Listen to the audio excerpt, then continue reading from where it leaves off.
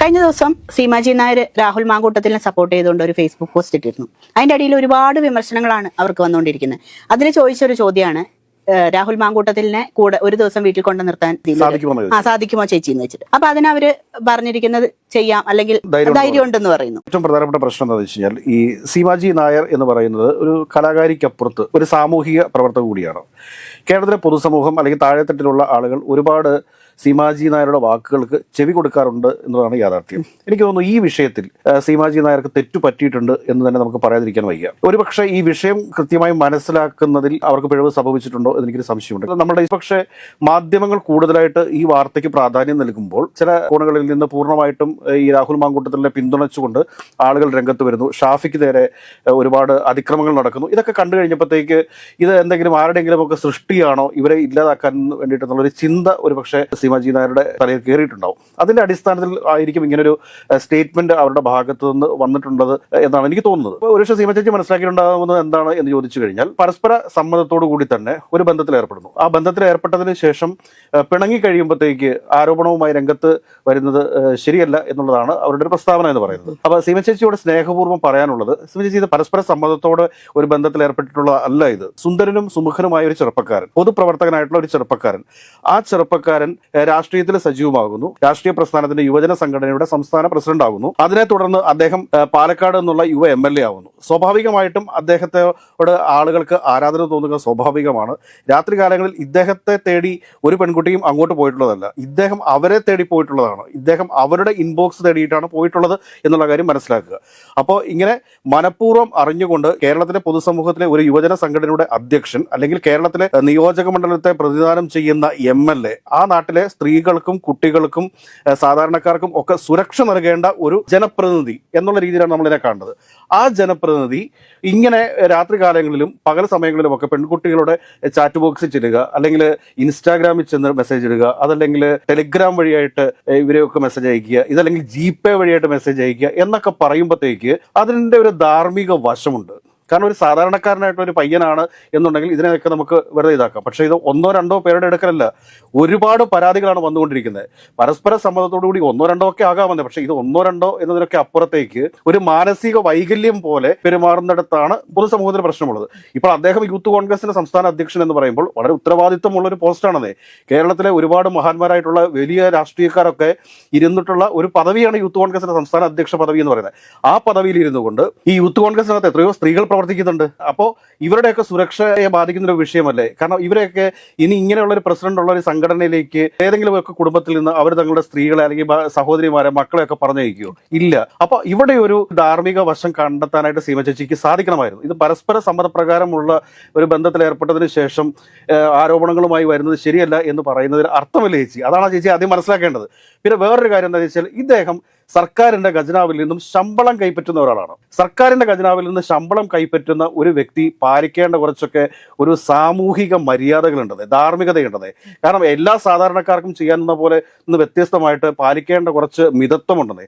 ആ മിതത്വം പാലിച്ചിട്ടില്ല എന്നുള്ളതാണ് വസ്തുത. സർക്കാർ ഖജനാവിൽ നിന്ന് ശമ്പളം കൈപ്പറ്റുകയും അതിനുശേഷം ആ ശമ്പളത്തിന് ജനസേവനമാണ് നടത്തേണ്ടത്, ജനങ്ങൾക്ക് വേണ്ടി പ്രവർത്തിക്കുകയാണ് ചെയ്യേണ്ടത്. ഇദ്ദേഹത്തെ ഫോണിൽ പോലും ബന്ധപ്പെടാൻ കിട്ടാത്ത സാഹചര്യങ്ങളുണ്ടായിരുന്നു. അപ്പോൾ അങ്ങനെയൊക്കെ വരുമ്പോഴത്തേക്ക് സ്വാഭാവികമായിട്ടും ഇദ്ദേഹം ഏർപ്പെട്ടിരുന്ന ഒരു പ്രവർത്തി, അപ്പൊ അതിനൊരു മറുവാദം ഉണ്ടാവായിരിക്കും. രാഹുൽ മാങ്കൂട്ടർ MLA ആയതിനു ശേഷം വളരെ ഡീസന്റ് ആയിരുന്നു. അതിന് മുമ്പ് നടന്നൊരു സംഭവമാണ്. എന്തൊക്കെയാണെന്ന് പറഞ്ഞാലും 2, 3, 4 വർഷം മുമ്പ് നടന്ന ഒരു സംഭവമാണ് എങ്കിൽ തന്നെയും ഇതിനകത്ത് ധാർമ്മികത എന്ന് പറയുന്ന ഒരു വശമുണ്ട്. ഇതിനകത്ത് ഞാൻ പറഞ്ഞല്ലോ, പെൺകുട്ടികൾ ആരെങ്കിലും ഇദ്ദേഹത്തെ തേടി വിളിച്ച്, ഇപ്പൊ ഈ ആവന്തിക എന്ന് പറഞ്ഞൊരു ട്രാൻസ്ജെൻഡറിന്റെ കാര്യത്തിലൊക്കെ അവരുടെ സഹപ്രവർത്തകരൊക്കെ ആവന്തിക അവരോട് പറഞ്ഞിട്ട് പറയുന്നുണ്ട്, രാഹുൽ മാങ്കൂട്ടത്തോട് ക്രഷ് ആയിരുന്നു എന്നൊക്കെ പറയുന്നുണ്ട്.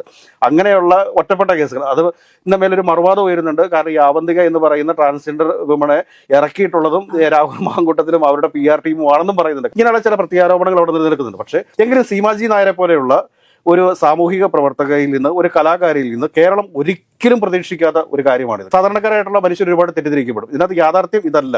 കാരണം പരസ്പര സമ്മതത്തോടു കൂടി അതില് സീമാജി നായർ പറയുന്ന ഒരു കാര്യം, ഉമ്മൻചാണ്ടി സാറിനെ പോലും കുറച്ച് നാള് ക്രൂശിച്ചിരുന്നു ഇത്തരത്തിലൊരു ആരോപണത്തിന്റെ പേരിൽ. അപ്പൊ ഞാൻ ചോദിക്കുന്നത്, ഉമ്മൻചാണ്ടി സാറിനെയും രാഹുൽ മാങ്കൂട്ടത്തിനെയും ഒരേ ആംഗിളിൽ പറയാൻ പറ്റുമോ? അല്ല, ഞാൻ പറയുന്നത് സീമ ചേച്ചിക്ക് അത് തെറ്റുപറ്റിയേക്കുന്നതാണ്. കാരണം വേറെ ഒന്നുമല്ല, ഉമ്മൻചാണ്ടി സാറിനെതിരെ ഉയർന്ന ആരോപണം മാതിരി ഉള്ള ഒരു ആരോപണമല്ല ഇത് എന്ന് ചേച്ചിക്ക് മനസ്സിലായിട്ടില്ല. ഇത് പെൺകുട്ടികളെ തേടിപ്പിടിച്ച് ചെന്ന് അവരുടെ ഇൻസ്റ്റാഗ്രാമിലും അവരുടെ ജിപേ മെസ്സഞ്ചറിലും അവരുടെ ടെലഗ്രാം മെസ്സഞ്ചറിലും ഒക്കെ മെസ്സേജ് അയച്ചിട്ട് അതിൽ പലരെയും ദുരുപയോഗം ചെയ്തിട്ടുള്ള ഒരു വ്യക്തി.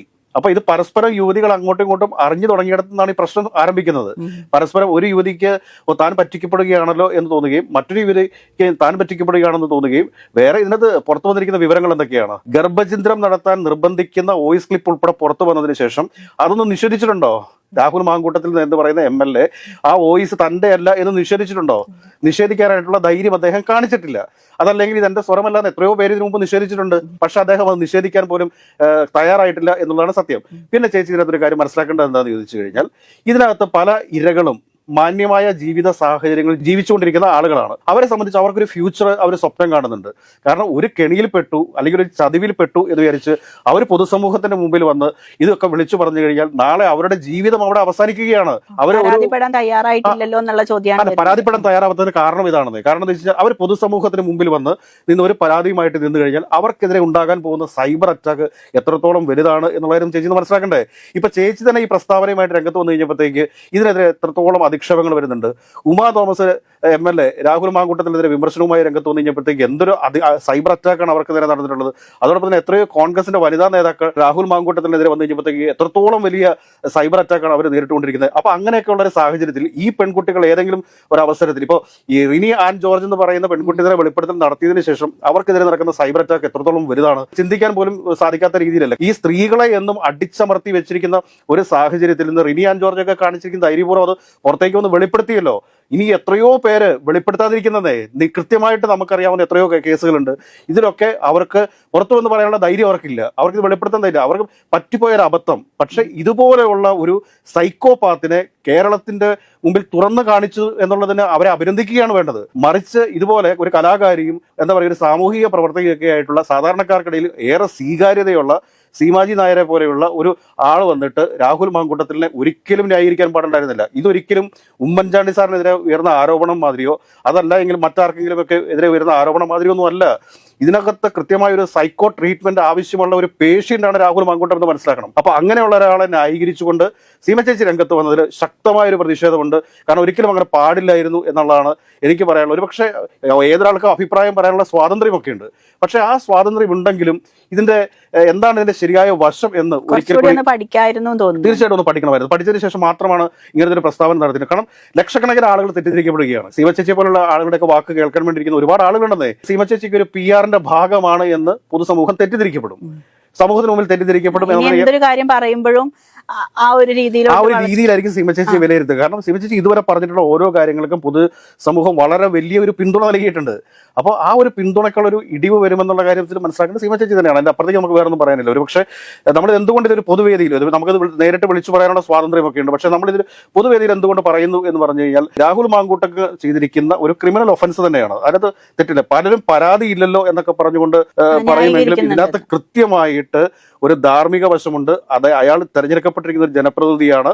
ഇവിടുത്തെ ഔദ്യോഗികമായിട്ട് പ്രവർത്തിക്കുന്ന ഒരു യുവജന രാഷ്ട്രീയ പ്രസ്ഥാനത്തിന്റെ സംസ്ഥാന അധ്യക്ഷനായിരുന്നു. ആ കസേരയിൽ ഇരുന്നു കൊണ്ട് ഇയാളെ പോലെയുള്ള ഒരാൾ അങ്ങനെ ചെയ്തിട്ടുണ്ട് എന്ന് കൃത്യവും വ്യക്തവുമായി പുറത്തു വന്നതിന് ശേഷവും അയാളെ പിന്തുണച്ചുകൊണ്ട് ആരെങ്കിലുമൊക്കെ രംഗത്ത് വരുന്നുണ്ടെങ്കിൽ അത് കേരളത്തിലെ പൊതുസമൂഹത്തിന് നൽകുന്നത് ഒരു ശരിയായ മാതൃകയല്ല. സ്ത്രീകൾ എപ്പോഴും ചൂഷണം ചെയ്യപ്പെടുവാനുള്ള ഒരു ടൂളാണ് എന്ന് ധരിക്കുന്നവർ മാത്രമാണ് രാഹുൽ മാങ്കൂട്ടത്തെ ന്യായീകരിച്ചുകൊണ്ട് രംഗത്ത് വരികയുള്ളൂ എന്നുള്ളതാണ് എൻ്റെ അഭിപ്രായം.